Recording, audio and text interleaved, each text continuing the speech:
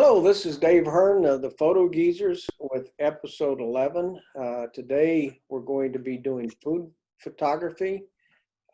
We also have some guests that Dick Yarmy is going to introduce at this point in time. So I'm going to switch it over to Dick and let him introduce them.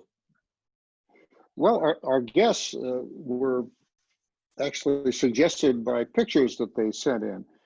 Buzz and Sydney sent in some just incredible food pictures and got Dave and I thinking that might be a wonderful topic.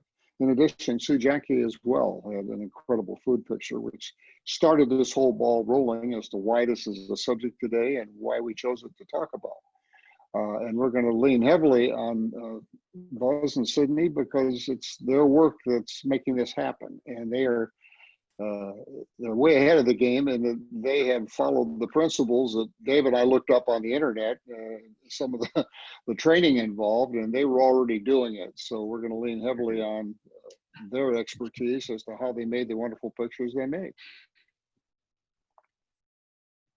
And Dave, do you want to start with your? I think it should be. We will start. Yeah, it's just so pretty. I didn't realize it was an outline. Okay. The things that we were able to glean in working, doing research on the internet, and of course looking at the pictures like that Buzz and Sydney had done, is there's really only three important things to think about: the quality and direction of the light as it strikes the food, the shooting angle as to how inviting you can make it by the way you place your camera. And obviously, as you can see in the example that Dave has put behind his graphic here, the composition still counts. Thoughts I might have on that, and the quality and direction of light, the concept of KISS, keep it simple. Again, window light is wonderful. It's what you have, and as far as controlling the direction, if you can work out a way to rotate your subject, whether it be a lazy Susan or a small table, you can rotate and turn.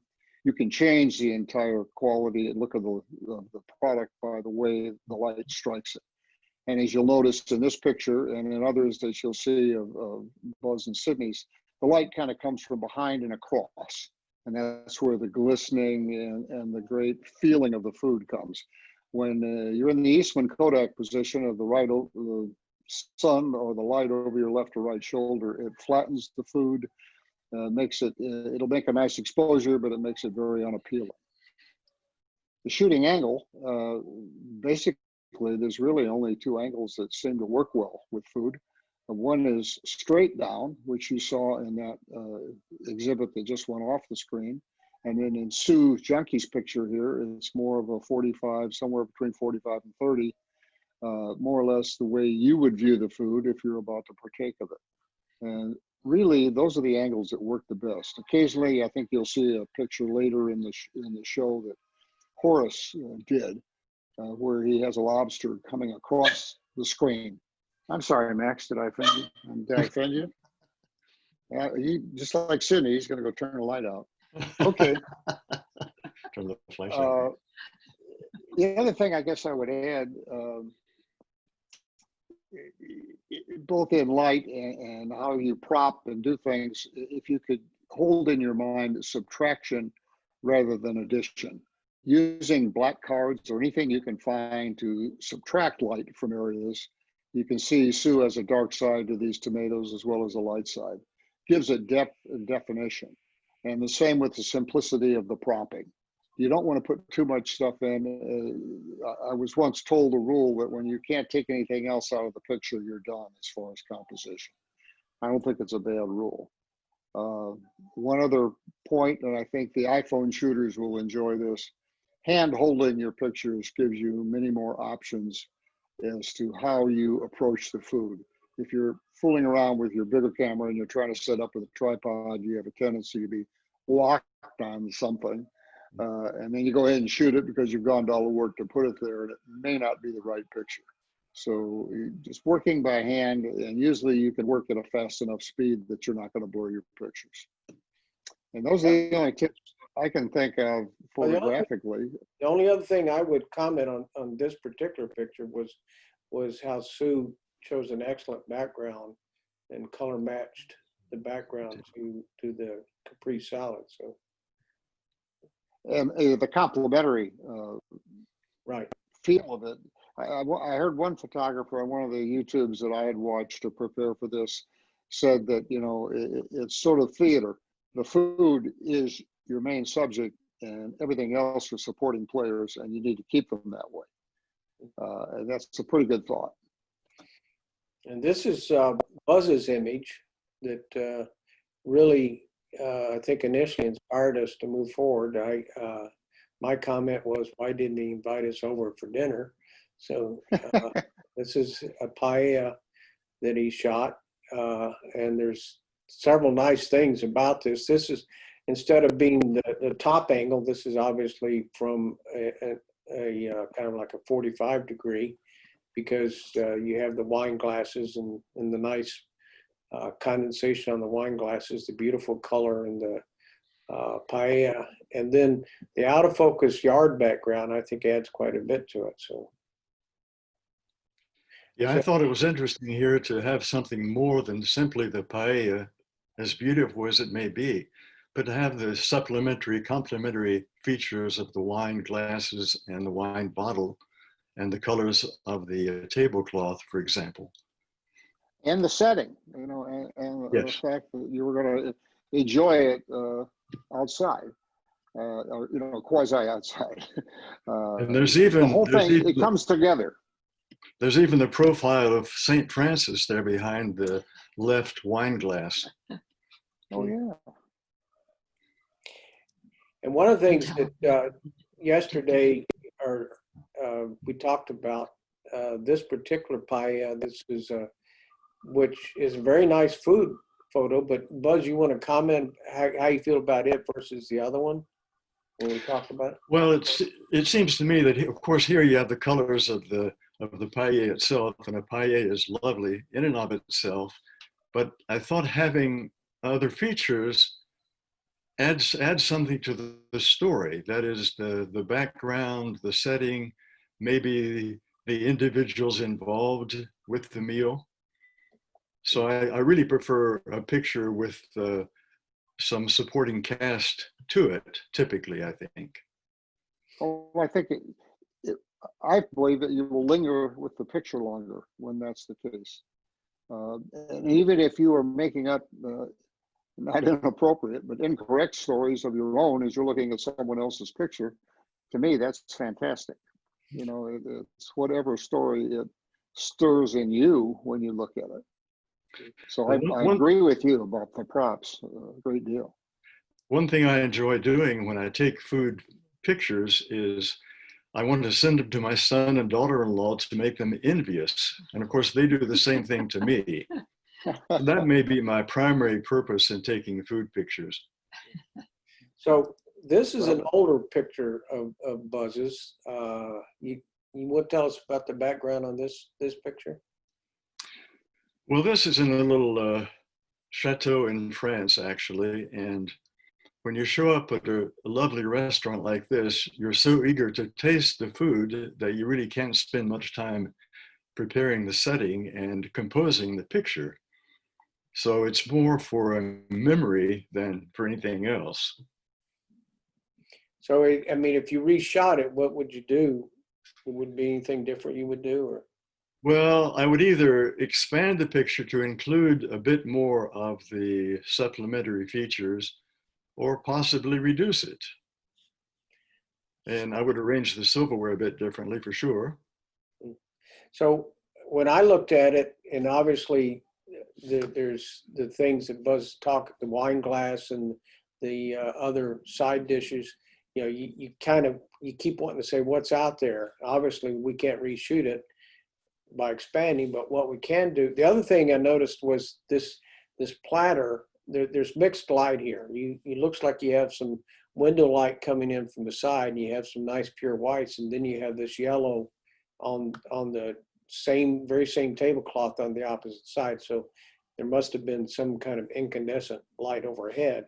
So what I did was I cropped it in and did a white correction and simplified it, like Dick was saying, and I think it changes the picture up quite a bit. So As Dick pointed out, though, by doing that, you remove the self-portrait in the spoon to the left. You well, can't see on this picture, but on the earlier one you can. like right here.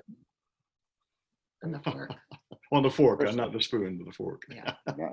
Now I find I'm very offended that both Dave and Buzz has blown our cover that now the world knows we do rehearse this.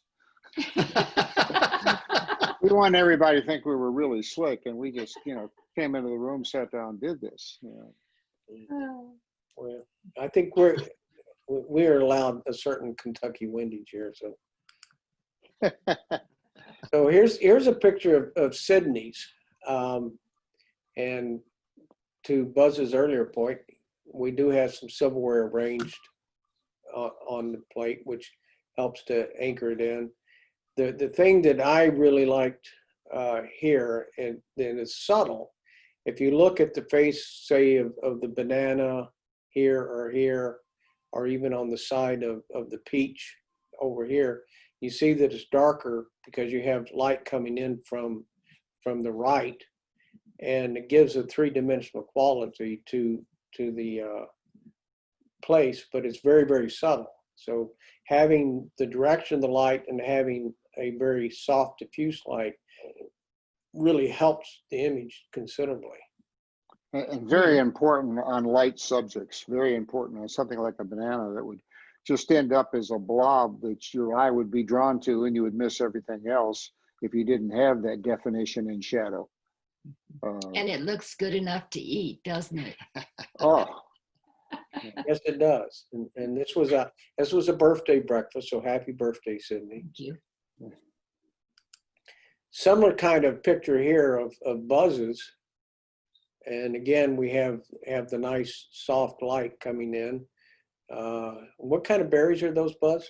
They're called wine berries. wine berries. They're very similar to raspberries, of course. But again, the thing that immediately attracted, I think, Dick and I to this picture was the way it was framed. You have this spoon is taking you right into the picture.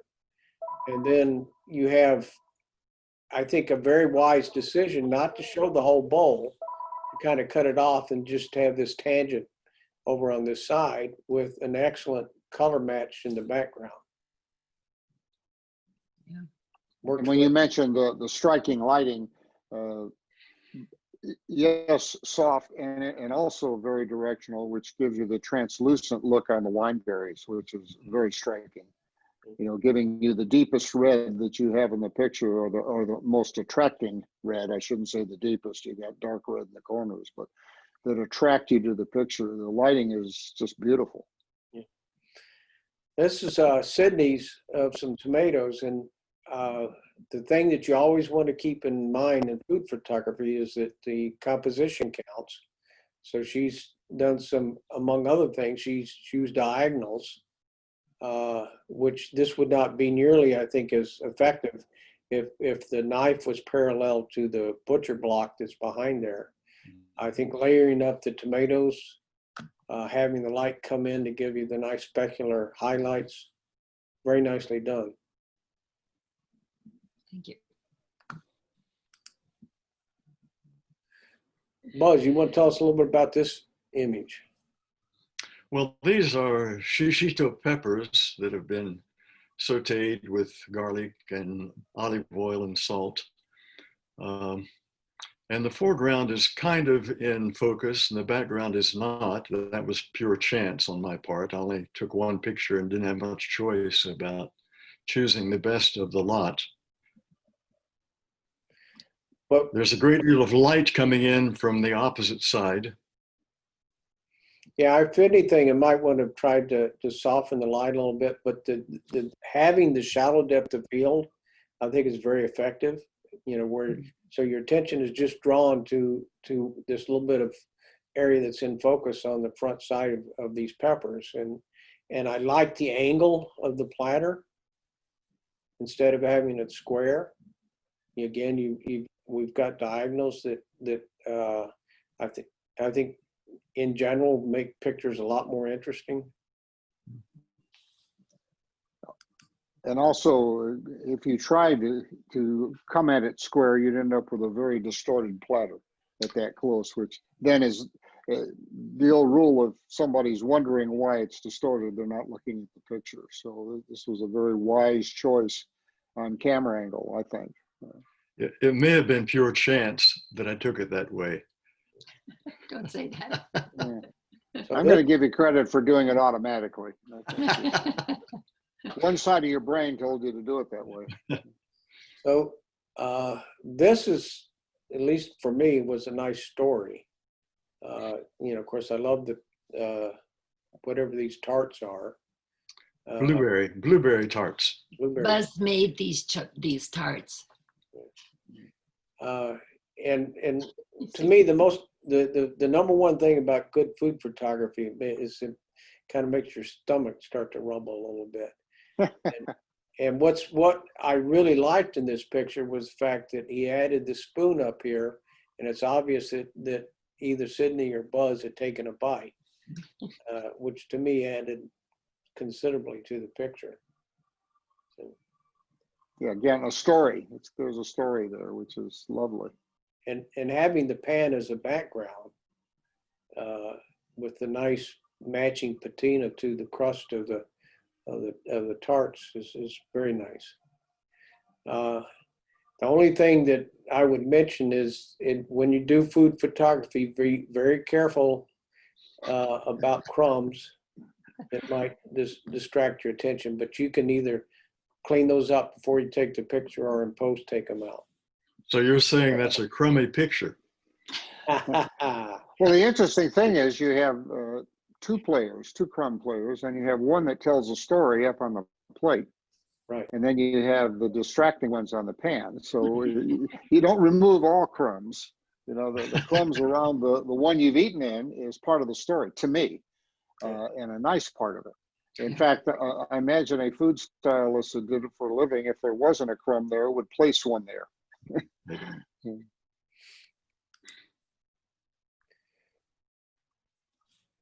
So where was this, Buzz? Well, this was an outdoor market in the city of Agen in France, in the southern part of France. And I just love the colors of marketplaces.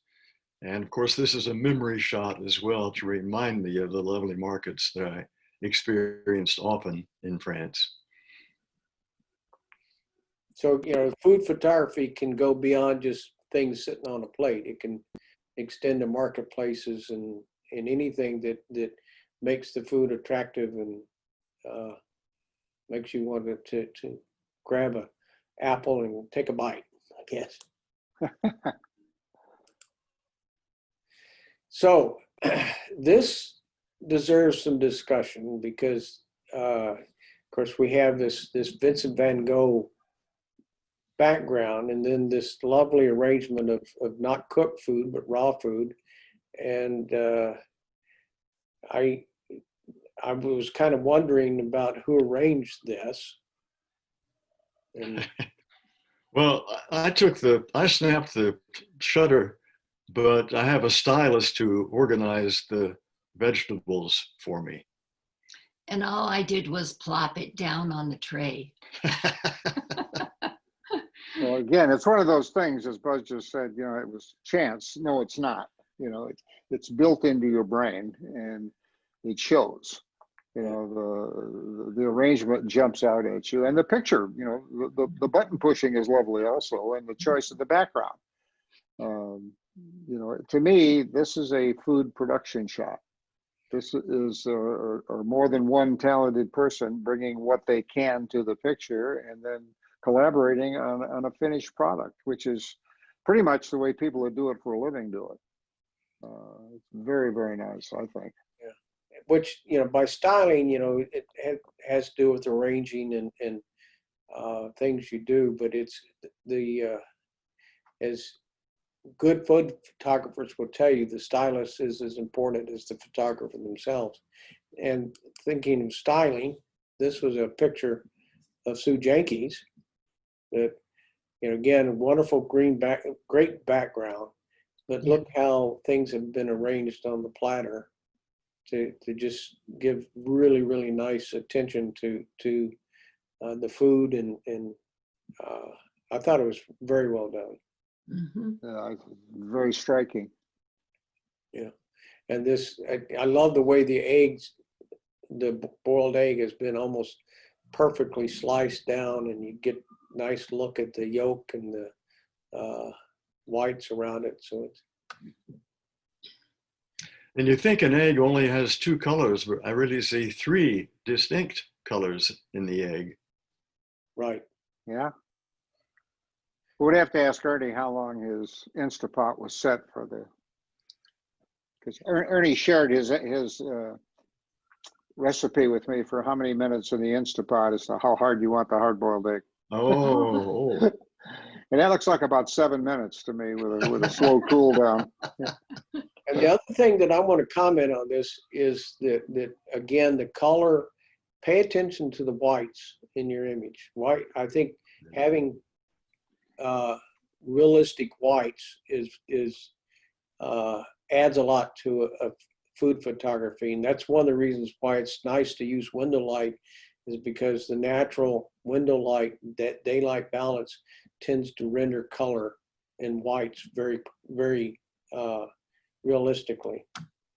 And the reason when you do something like this that you pick up a warm color somewhere else in the plate, like at about 5 o'clock here, that's because there's room lights on somewhere, and that plate is reading that room light. And you would think the instant fix would be just to turn the room light off. Well, unfortunately, that would make that go very, very blue, because it's going to be farther away from the light source that the regular light coming in from the other corner is. So, and it could be the reversed. I don't know. This might be coming in, the tungsten might be the key light and the blue is the fill. But when you get mixed light, you kind of have to look at it and decide which one you want. And then in most of the software programs that we've talked about, you can correct, as Dave did on the close-up of Buzz's work, you can correct that white to make it all the same color white. If you want to, you know. Here's another nice stylized photo. And is this something that Sydney did, Buzz, or what? No. actually, this is something I did myself. I had a couple different shots of this, and one had the lavender down lower in the open space among the tomatoes. And I tried it like this as well. And Sydney said, you know, that's really more attractive. And so this is the shot I submitted. So the stylist was, you were the intern to the stylist, huh? That's right. You shouldn't have admitted In other words, he learned to do what he's told to do. But- so soon. But there's another thing in this that I think is important, is compositionally, if there's an implied triangle by this photo. You basically have formed a triangle between the peppers and tomatoes with this directional thing, the lavender flowers coming in. So Yeah. compositionally, it's also quite nice. It's very strong compositionally, I think. Very strong. We included this picture. I'm not sure, this is from Horace in Maine. Horace. And I'm not sure whether this is a great-granddaughter or what's the relationship here, but this lobster ultimately ended up in the platter. But this was a very nice photo of lobster mixed. You know, I sent Horace a message, says it's not nice to do things like this to us. You know, this is kind of like the paella picture. You know, I'm wanting the lobster. I'm hungry. And what's really nice here is he's got some things up here. You know, you could say it's distraction, but because they're out of focus, it adds to the picture. And of course, having the butter dipping dish right here, it's a nice photo. And again, an unusual placement of the bowl that really works. There's a dynamic feel to the picture that you wouldn't get if you were looking at the long side or the short side. Yeah, it's good. And yet the lobster is eyes to the camera where they were. So I'm going to end with this picture here. That's going to be part of the challenge for next time. This is one of the watermelon wedges from our dining room. This is one of Dick's pictures. And so one of the challenges that you could take on is see who can replate the food from the dining room and give us some interesting dining room food photography. With that, I'm going to stop my screen share, come back to everybody. So Buzz and Sydney, thank you very much for joining us.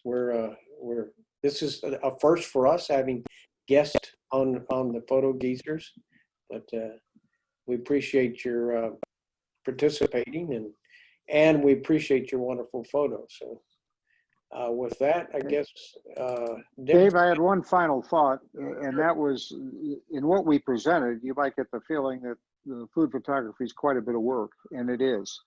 And what I'd like to remind people is please only do what you want to do. We're not trying to turn you into commercial photographers. If you find this interesting and you want to do all the added effort it takes, that's great, but it is a hobby. We are retired, don't make it work. Yeah. Well, with that, we'll call it a wrap on episode 11, and we'll have this up soon on YouTube. So Thank you, David. Thank you.